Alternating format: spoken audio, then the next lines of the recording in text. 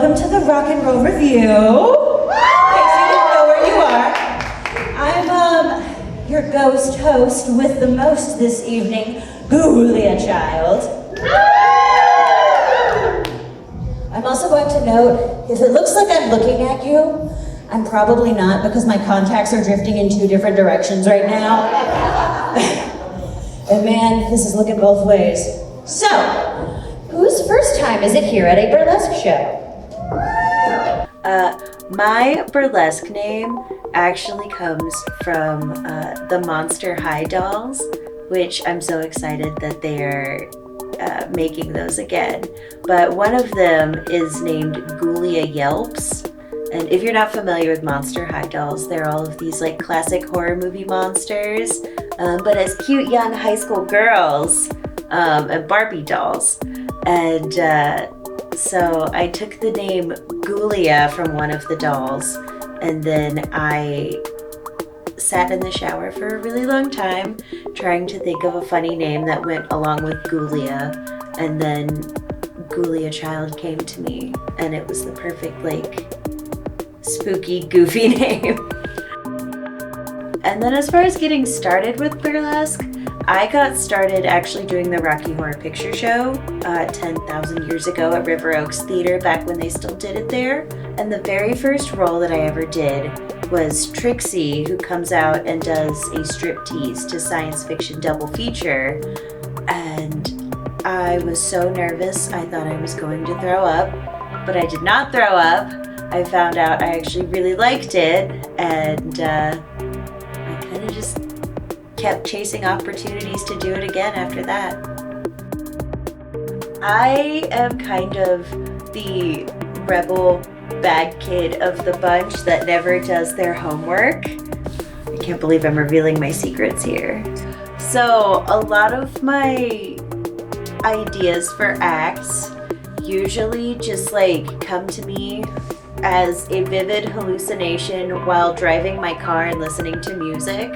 I will usually hear a song and then I just kind of see the whole thing all at once, and I'm trying to like jot down notes as quickly as I can so I can like remember what it was that I saw in my mind's eye.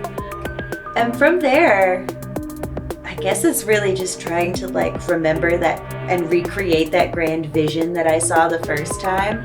I don't spend like too much time rehearsing and like doing very like set choreography. Eventually an act starts to develop its own set choreography because I will notice that there are certain moves that I like different parts of an act when I'm performing it, and I'll continue to do them, but it sort of just evolves along the way rather than becoming like something that I've set in stone before I take it to stage.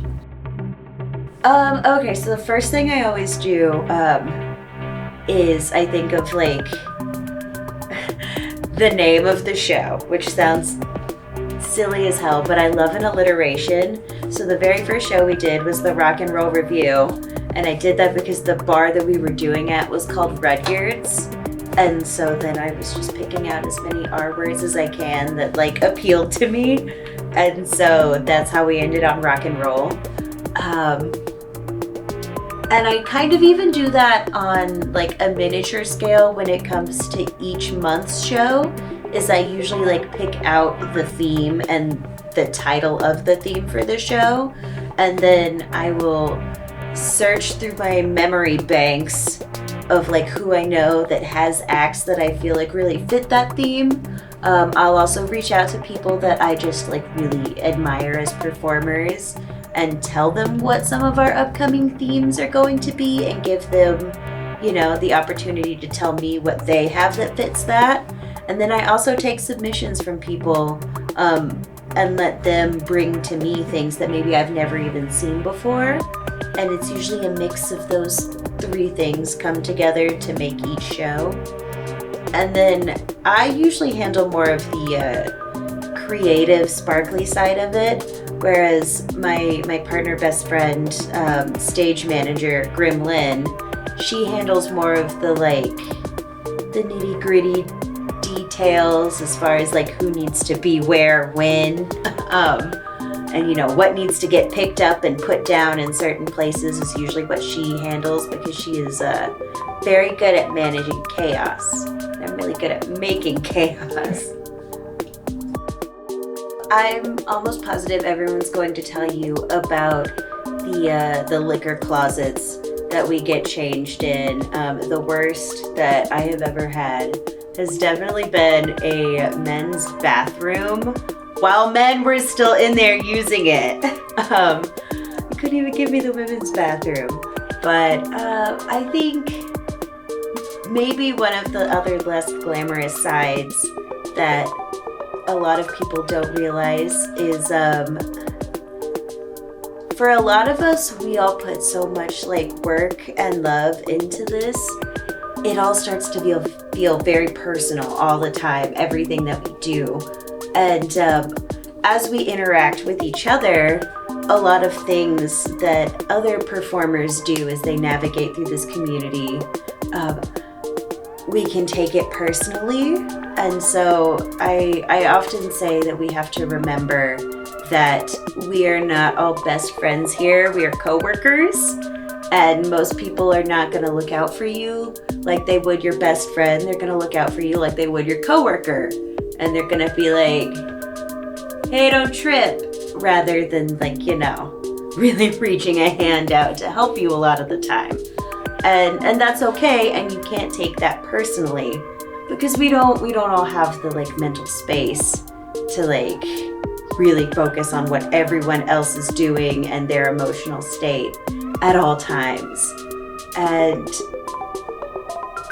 a lot of us though, I going back to that, like, this is our baby and this is something that like we hold very dear to us, it's very easy to like take those perceived slights from other people, and we have to do a lot to take care of our own mental health a lot of the time. And I feel like that kind of is the unglamorous side, is like making sure you're not overreacting or underreacting a lot of the time, because some of what we do is very like different than the real world and how we act with each other. And what's considered normal interpersonal relationships here is probably not your normal business relationships anywhere else. I'm gonna be vain for a minute. A good host is important. It is key. And either recognizing like if you are a good host, or finding someone that is and paying them to host your show is so important, because they're gonna be along with that audience for the entire journey of the show. And your host a lot of the times is gonna be the one that, like, if there's an accident, a flop, if, you know, something, you know, happens, because it's live entertainment and something always happens, they're the ones that have to like pick up the pieces and keep the ball rolling, and do it while smiling and making sure that everybody else is having a good time still. And so I think that that is like a very, very key element. And then I also think having good people working on your show outside of the talent is very important, because everybody knows that like you should book visually interesting, compelling acts for your show, because that's what people want to see. But the people that like actually like do all of that work and effort to put it up on stage, the ones that are like making sure that we have beautiful lighting, the ones that are, you know, making sure all of our costume pieces that we've thrown into the audience make it back so we can take them off and throw them into the audience again. Those people are really the ones that like keep that show going, because you don't really notice it a lot of the time, but you notice it when it's bad, when like you're waiting 30 minutes for a show to start and you're just like, oh my God, come on, get it together. Or, you know, when the sound is like cutting out or the lights cut out, or when there's problems, you you know when they've gotten it wrong. And so I think some of the most important people are the ones that when they get it right, you don't even know they were there. So we actually have kind of a different audience at my show than a lot of the other burlesque shows I feel like seem to get. In that, like, a lot of burlesque shows will tell you that there are more women than men that come to their shows, and that is more often than not the case. At most burlesque shows, it's a very like feminist, empowering thing, and our show is as well. But I think being a rock and roll show and kind of like the way we advertise, we end up finding a lot of like middle-aged men who come to our show because we're always like, Rolling Stones, Metallica, and they're into that. And so we get them in the door with like no idea what they're about to see. Like they've never seen burlesque before. Like all they know is like we've got rock and roll strippers. And then we expose them and ourselves to like what burlesque is, albeit kind of a weird version of it. And we also like expose them, I feel like, to a lot of like queer and alternative cultures too, that like they may have not like necessarily been so open-minded about in the beginning, but they had so much fun with us that they're gonna sit and listen now. And we get a lot of people that end up coming back that like they've never even like seen another burlesque show. It's just kind of like we're the weird rock and roll strippers, and they keep coming back for more.